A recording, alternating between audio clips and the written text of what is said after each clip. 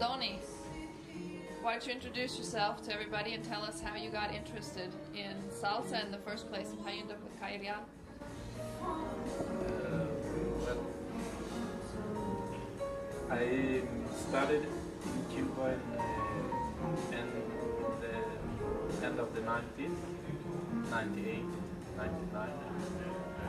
I got inspired and I continued. When I got here, I played with Calypso man for a while.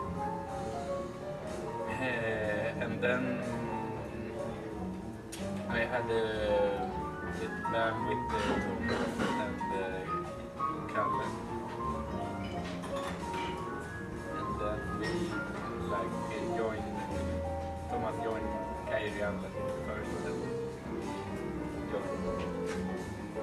When you were in Cuba, were you studying guitar? Because I know you studied... Yeah, mostly, I studied mostly guitar and chess.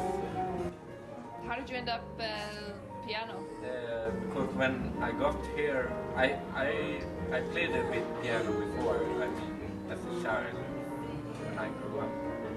But when I got back from Cuba, there was no one here in Sweden that played that kind of music on piano.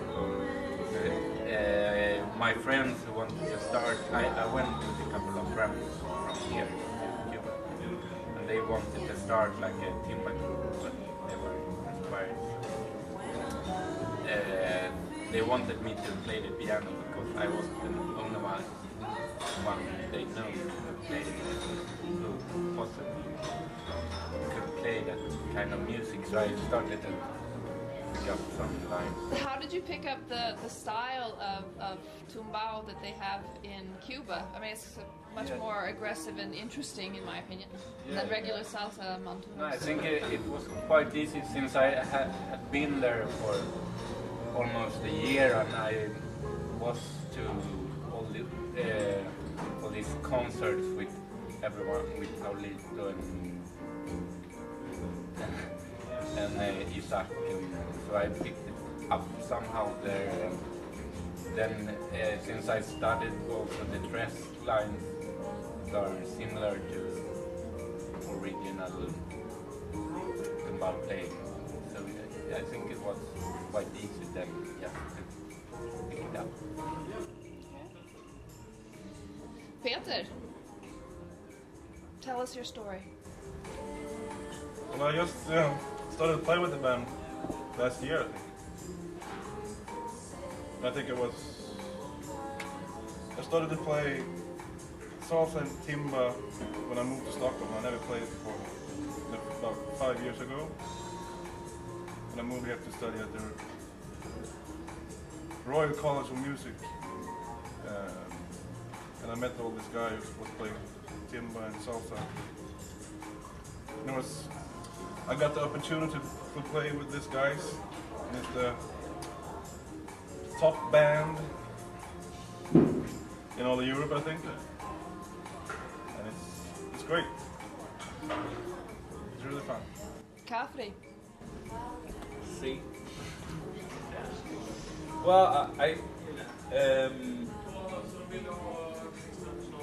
wanted to do something different from like the original. I've been studying music for a lot of years, and I was studying at the Royal College of Music in London, classical trombone, which was really conservative. And after a year, I just had to take a break, and I wanted to do something completely new.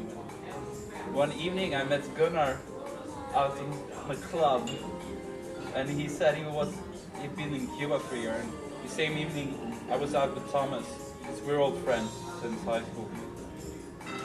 And so we started talking to Gunnar, and I said I want to do something completely different this year. And so Thomas said, well, I'm going in September, I'm going to study music in Havana, you should come. And that was like a month before, and I just decided to come. So I actually went there together with Thomas, and I was studying trombone, some percussion, a little bit of piano as well.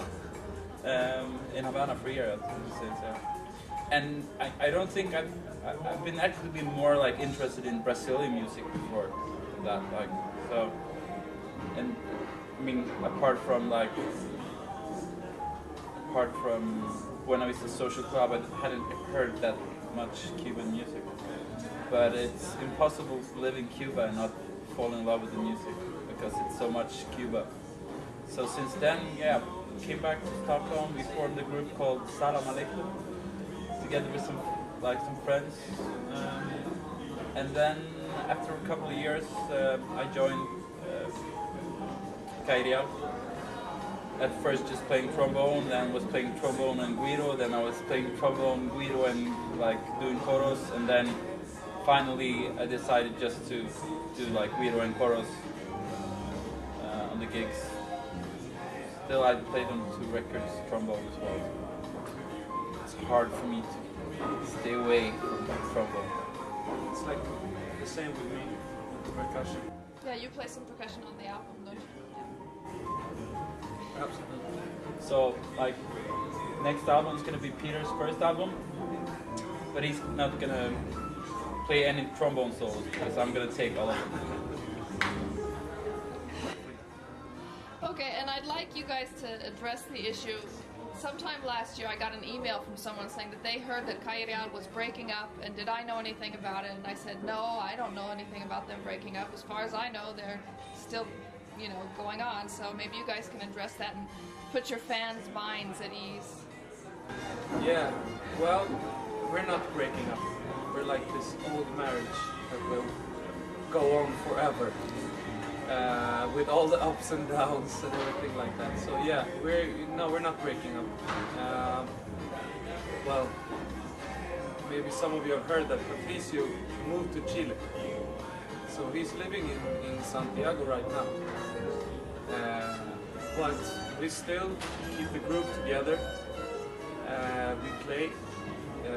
We had some gig without him, and we did some gigs with him as well. So, and we've always been like this, not like different from the Cuban bands, that there's like one leader and you know everybody's like hired musicians in this group. We are like we really are. Are we 12 now? Yeah, 12 people like in the group working together. So actually I started to write some new materials, and then I emailed the songs to Patricio, and we talk about the lyrics, and then maybe he writes something and I come with input and we give each other input. So, and that's the way we have to, the way we need to work right now, because he lives there, we are here, but we can also write a lot of things here. So, I mean, it's actually still the same. Kafry, you've done, and also Rickard, they recently you did great jobs, like looking up the gigs and stuff.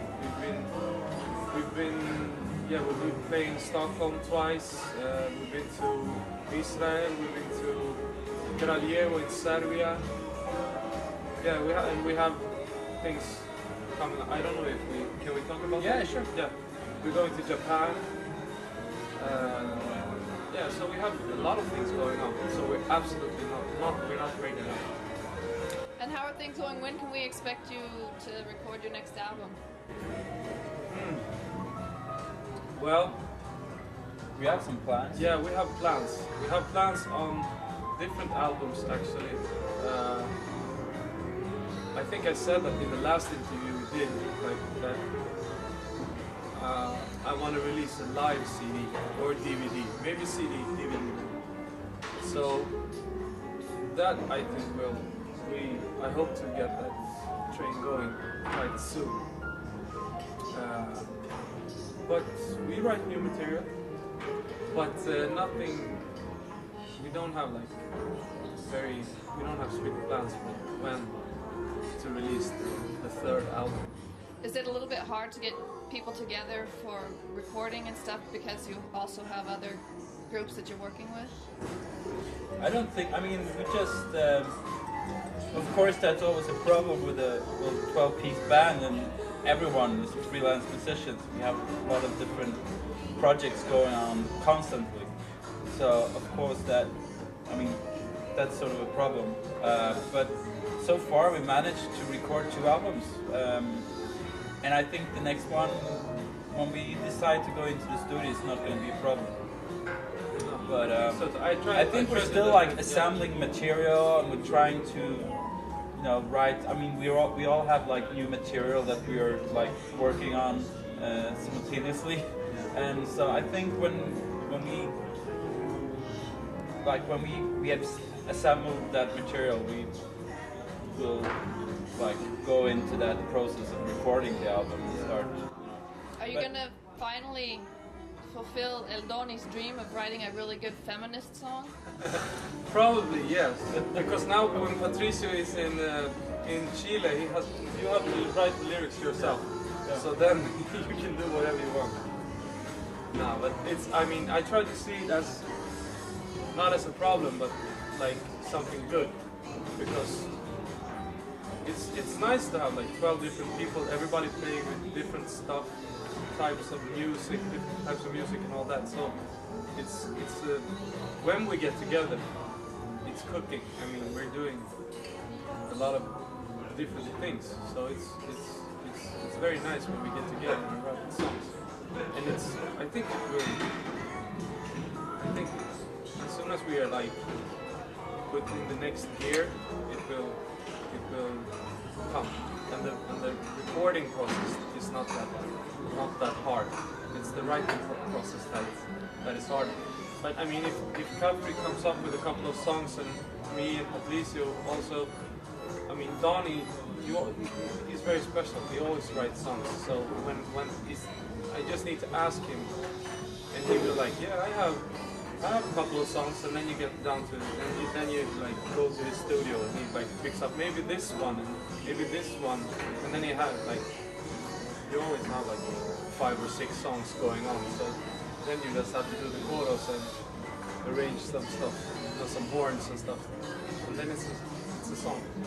And now Peter showed me he's already working on something. Yeah, I'm expecting much from Peter. Yeah, and then Señor Speedo. We call him Speedo. I have to tell you the story about Speedo. When we were in Venezuela? No, in France, yeah. We were playing this Tiempo Latino festival in Vicfen and Sac in France. Yeah. And Peter didn't bring your swimwear, right? So they went to this store, and they only had like very, very, very small Speedos. And he's a very big guy. It didn't stop him. No, it didn't stop him. So he went to the pool with his very, very, very small Speedo song. So now he's Señor Speedo, Mr. Speedo. It's also because it plays really, really quick on trombone. Yeah, most of that. Double meaning, always good. Sure. And you're really, really quick in bed. Yeah. Why don't you tell us a little bit about those concerts that you've done recently? I've seen some video from the concert in Israel, and it was really impressive to see that there were some serious fans there that knew all the words to the songs. Yeah, that was amazing. We didn't expect that at all. I mean, it was our first show, like our first concert in Israel. And I think people there was also like surprised that we were coming. They didn't believe it at first because I don't know why, but so I actually got some emails from fans in Israel saying, "Is it true? It's not just a rumor." It's like, no, it's true. We're coming. So there came a lot of people from like all over Israel, from like Tel Aviv, from Jerusalem and other parts. Came down to Eilat where we were playing, and yeah, we had a great concert. It was a great evening. It's like people were singing more than Thomas. Yeah. I was just like doing the verse and then just put the mic out, and the audience, they were like singing the whole. They were in charge. Thing. Yeah. No, it was incredible actually. I was so amazed. Easy work, but no, it was amazing. I didn't know they even heard us before. So. And it's interesting as well because we haven't released like really none of our albums in either Israel or in Serbia, and Serbia was also the same thing. They came like busloads of people from Belgrade out to this small village called Calle Real. And yeah, it's like a great reception. We had like A lot of love. Yeah, a lot of love. Yeah, like, really nice. Great. So it's been really interesting because we've done those 2 shows recently, and now we have the Japan tour. So we're gonna do like 5 shows in Japan in August, and it's the same thing there. Really, we haven't released, so we're doing it as a promotion tour. So we're planning on releasing the album or the albums pretty soon in Japan. We're working on that right now. I have a question for each of you. What is the last song you listened to before you got here? If it was today or yesterday, what was the last song? It doesn't have to be salsa, it doesn't have to be timba. The last thing you were listening to. Yeah, I heard something on the radio in my car on the way here, but I don't know. I don't know what song actually. I heard it was a lot of nice reggae tracks. I think it was some kind of reggae program. I don't know. Dony?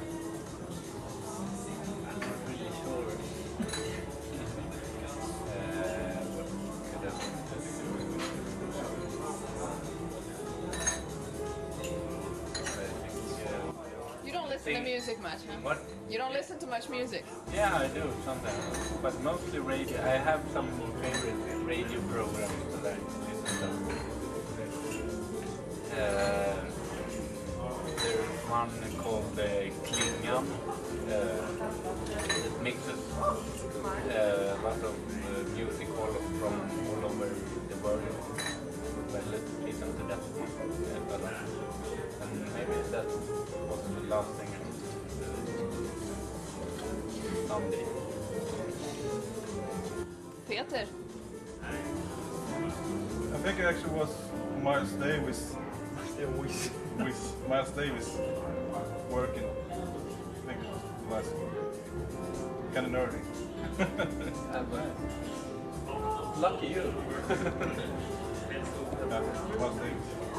Kafry? Before I got here, I haven't really been listening to. I've been working with music today, so the last thing I heard was a song I'm working on myself. But last thing I think I listened to was last night. I was drinking a lot of whiskey and I was listening to first a lot of hip hop, then a lot of grunge music like Pearl Jam, Soundgarden, like reviving my youth.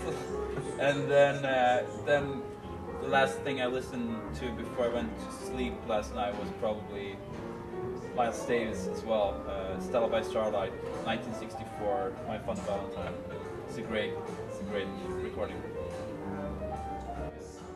And in terms of timba, what are if you guys even, I don't even know if you listen to it normally or not, but... We're so disappointed. None of us listen to Tim. No, that's okay. I don't expect you guys to be listening. Since you're musicians, I expect you to listen to a lot of stuff. But what right now, because you know how you get like hooked on something, like maybe, oh, I've got this old Manolin CD out that I've been listening to or whatever. What is it that, the most current, stuff that you're into timba-wise? Well, I don't know. I mean, if I listen quite a lot to Timba actually. Every time I'm a bit down or something, I always listen to it because it makes me happy.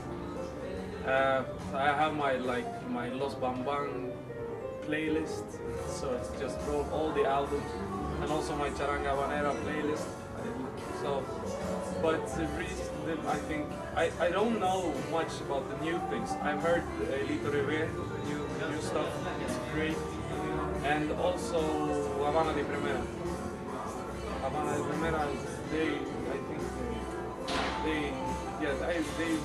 are really good. I have to say, it's good work, Alexander. Great. So yeah, I got like 4 new songs I think from a DJ in Argentina. He just sent me like 2 new songs I haven't heard before, and two songs that are released. I don't know if they are like... Havana de Primera songs? Or? Yeah, Havana de Primera. Maybe you can listen to them. Maybe you know them. Oh, they're good. I really like them as a new group. Yeah, I love Alexander singing. Yeah, it seems great. Dony? Yeah, me too. I love it. When we were in Serbia, they put Havana de Primera all the time, so I really liked it, and then I haven't listened to it since I got home as well. Yeah, it's really good stuff. But normally when I listen to Timba, it's mostly old stuff, like first medical albums and how they cut, like where you can hear every single lyric. Yeah. But there are great stuff, new stuff as well.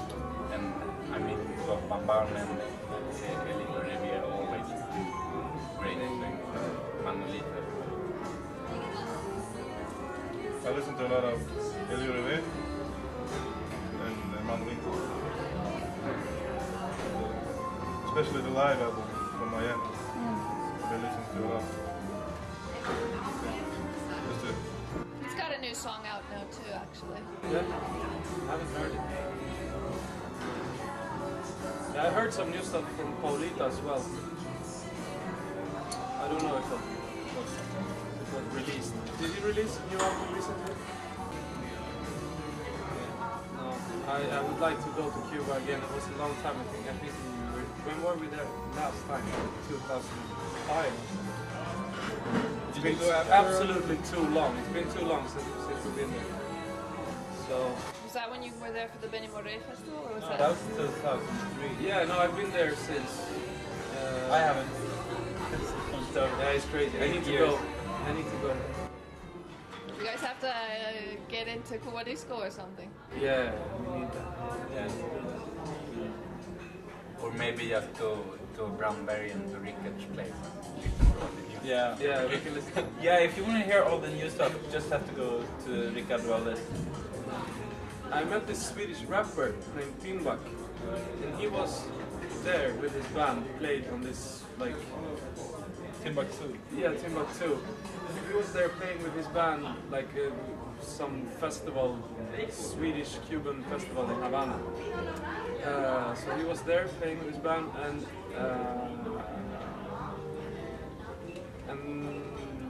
he told me that they played like I don't know which one. He didn't know which one, but the Calle Real song on the radio and stuff like that in Havana. So now we need to go there, listen to ourselves on the radio. Sounds good. Yeah. Well, thank you guys for taking the time to come down here and talk to us.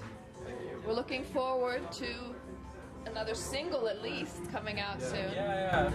You're That's probably gonna actually- hear a single or two. Yeah, that's actually how we were thinking about the next album. Like maybe just release first one song, maybe a second one, maybe a third one, and when we release like 6 or 7 songs, we make 3 more, and then we make the whole album. So a single, you will get one. Okay, good. You will be the first one. Yeah.